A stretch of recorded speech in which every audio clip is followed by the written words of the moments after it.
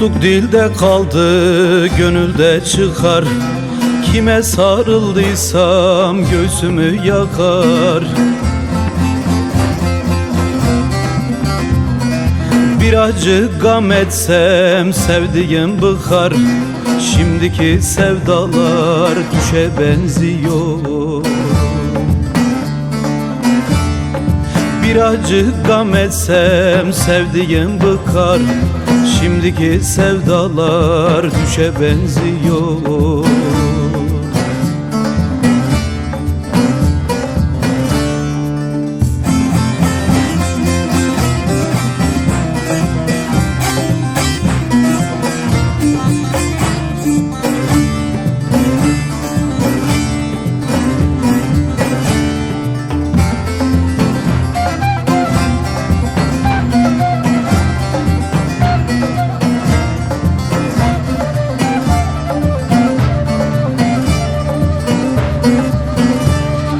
Hani koç yiğide yanan destanlar, hani al yazmalı güllü fistanlar.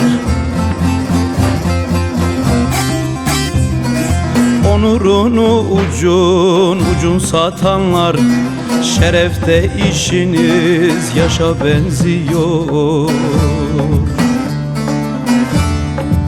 Onurunu ucun satanlar, şerefte işiniz yaşa benziyor.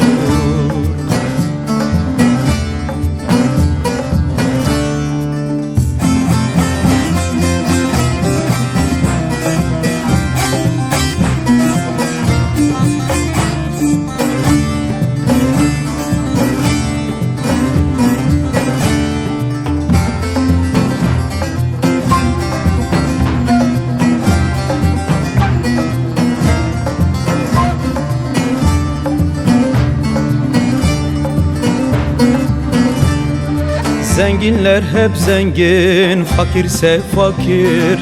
Davalı davasını nasıl bırakır?